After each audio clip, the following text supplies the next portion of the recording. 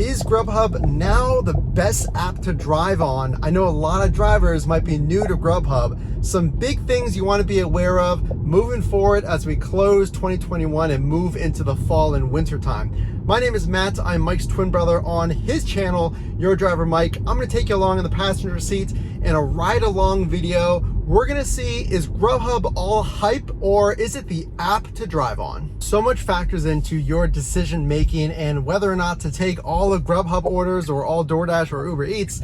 I actually just dropped off that Thai outlet order and I got another add-on order. So that's an extra order before the current one is over. They give you an extra order on Grubhub. It's called an add-on order for $9. Now, the problem is if you're multi-apping and let's say you turn on that app right before you're about to end your ride, you might get other requests from Uber Eats or DoorDash that look even better, sometimes even after the fact. So let's say you accept that Grubhub order and then you're kind of kicking yourself like I was because I got a order request that was $4 higher. But don't make the mistake of seeing this and then constantly canceling the order you already accepted, because that will affect your acceptance rate on all of the apps. So long story short, if you accepted it, try to complete the order. Now you can cancel occasionally, that's okay. But in this occasion, I got a good $9 order. It was a plenty strong enough order. So it's really interesting. And I'd be curious if there's any numbers out there to figure out how many customers of each app are in your area. There's really no way to know, but here was what I would say. So you want to sign up with all the apps, Grubhub, DoorDash, and Uber Eats, and you want to try and see at different times of day. So now it's Friday, it's a dinner rush, it's around 7 p.m. So it's prime time for orders. So try seeing, or at least noticing, which app typically performs the best during that time. So maybe there's a really good app that people use for breakfast for whatever reason. I started my shift about a week ago doing nothing but Uber Eats. And another shift I did Grubhub almost consistently, much like I am starting today. So just remember that just because you do really well with one app, like today it's Grubhub, don't make the mistake of thinking, well, Grubhub is the only app I'm gonna drive because who knows, it might be slow the next day and you wanna fill that time with other apps. So something I thought about while I was driving here through Oakland, there's a ton of students, you probably can't tell, but they're all over walking around right now. And there's a big difference between mileage and time. So I took this order, remember, because Uber Eats and DoorDash, they show you the mileage. So if you're a new driver, remember, Uber Eats and DoorDash shows you the mileage. Grubhub does not. So I knew it was a really short trip, even though I hit a little bit of traffic in these stoplights because there's so many students, there's a little bit of a delay. I'm driving such a short distance that this one made sense. So remember, when you're accepting orders, you want to look at the mileage because you're getting paid. What we want to see you at is $1.75 to $2 pay per mile. So if you happen to hit a little bit of traffic, you already know it's okay, I'm getting paid $2 or $2.50 per mile. So a little bit of a delay is pretty reasonable, but you don't want to make the mistake of having a delay and having a low pay per mile. So just pay attention to the mileage, and that way, if your time is delayed, you're not overly hurt. So a really crucial tip to get more orders, you want to decrease your wait time right in between rides. Well, you can do two things. One, you really want to pay attention to where the trip ends you because you don't want to be out in the suburbs where there's no restaurants. You want to drop off near the restaurants as much as you can. So that customer location, you really want it to be near those power strips or areas of a lot of restaurants.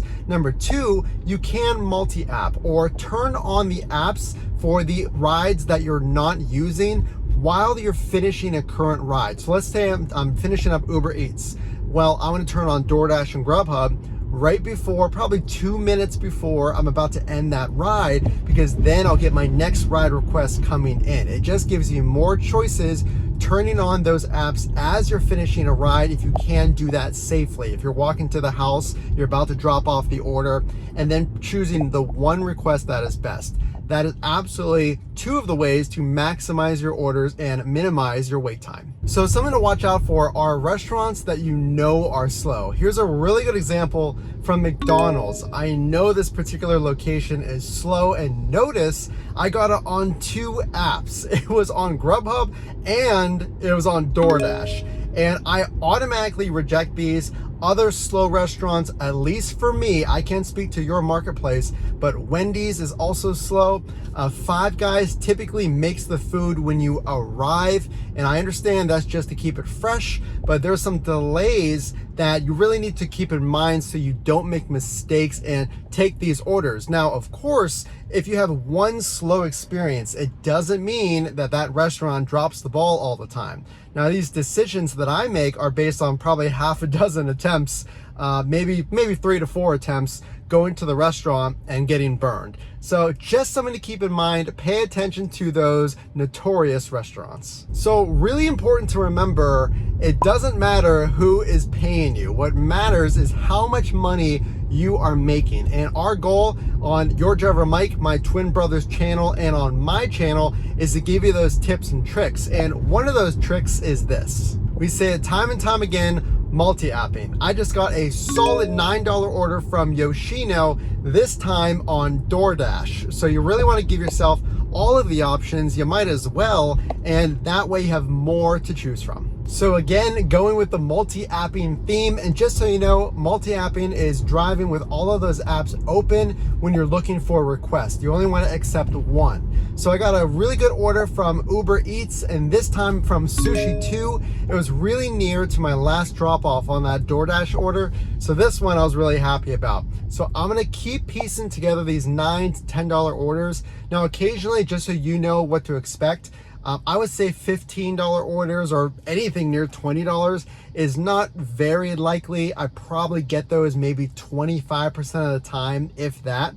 But you can make a really good over $40 an hour earnings. And of course, there's no guarantee on that. But I've seen it where I just piece together a bunch of $10 orders, and before I know it, I'm near $40 an hour. So that is the money that we want you to make. Now, how you get there and if you get there, it's all dependent on your marketplace, how you multi-app, and all different kinds of areas like that. So stay with me. We're gonna go over the end of the video, how much money we made on this ride-along shift, and tally up the numbers. So we're back here in the home office, and the results even surprised me. And at the beginning of the video, we talked about Grubhub, and is this app all hype, or is it really coming into its own as one of the top apps to drive on in the food delivery space? Let's go over the results and determine how well we did. So on this shift, I drove from 6:45 p.m. to around 8:20 p.m. That is approximately 1.5 hours. In that short time, I still grossed $68.86. That comes to an extremely impressive $45.90 per hour.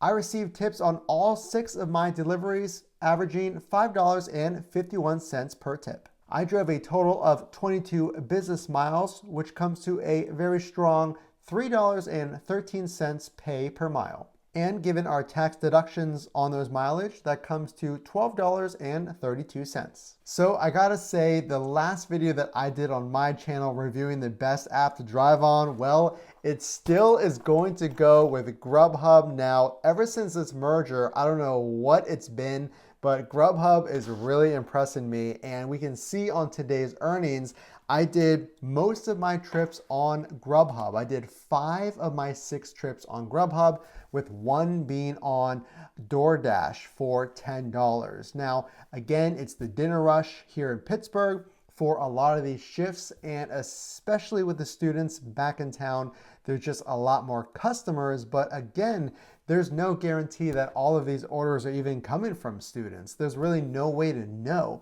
Maybe it's the dinner rush, maybe more people are ordering food for whatever reason.